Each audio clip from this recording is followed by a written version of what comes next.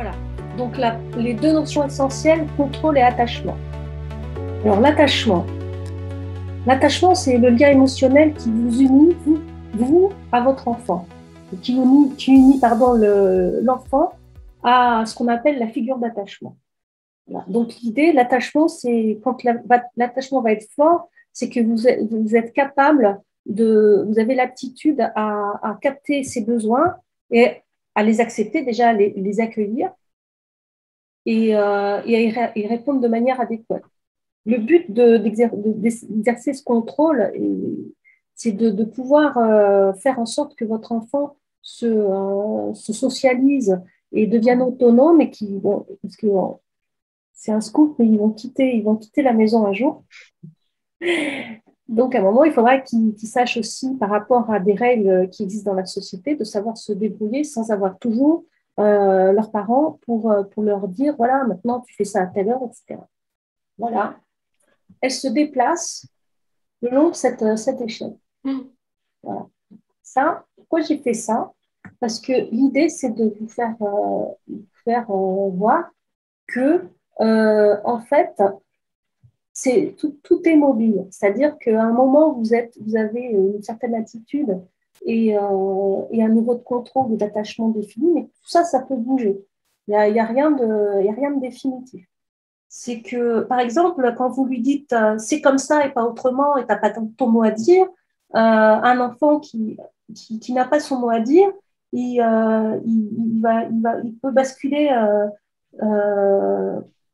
dans une fausse obéissance, c'est-à-dire que dès que vous aurez le dos tourné, il va faire complètement le contraire parce que ce n'est pas lui qui aura décidé, qu'il n'aurait pas pris en compte ses besoins.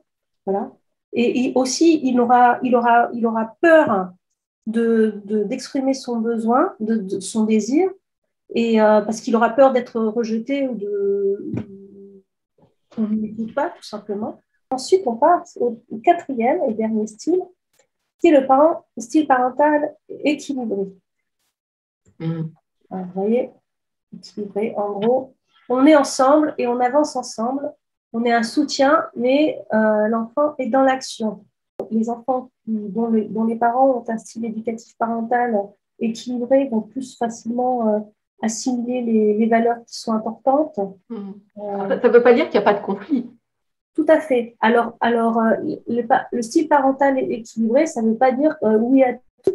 Et l'enfant roi, c'est en gros, entre guillemets, il y a des conflits, il y a aussi comment dire, il y a des remises en question si vous voulez que votre enfant remette en question ses idées par rapport à ce que vous lui proposez, il faut aussi être capable de remettre en question soi-même ses propres points de vue. C'est donc être à l'écoute de ce qu'il pense et se dire tiens, c'est pas parce que je suis le parent que j'ai raison en tout point et que ce qui n'a rien à m'apporter, et donc du coup je prends son point de vue.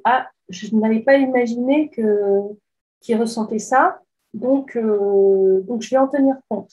Tu vois ce qu'on disait tout à l'heure, on se définit, on n'a pas forcément un style parental bien défini. Il y a des moments où on a un style équilibré, il y a des moments où on est peut-être un peu plus dans l'autoritaire, d'autres un peu plus laxistes. On va dire très mouvant. Il peut y avoir un style prédominant. Voilà.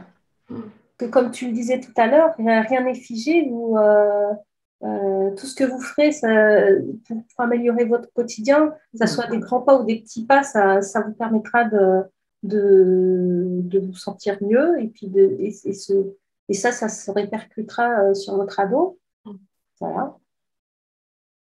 Voilà. Et surtout, ne pas culpabiliser parce que chacun va à son rythme et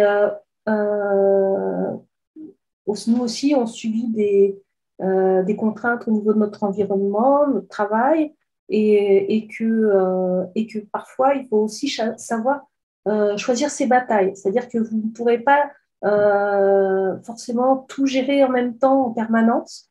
Donc, il y aura des moments où vous laisserez un peu plus la bride sur certaines choses et d'autres moments non. Donc, un petit pas à la fois. Voilà. Et ce que tu disais tout à l'heure, effectivement, demandez-lui de vous apprendre ce qu'il sait que vous ne connaissez pas.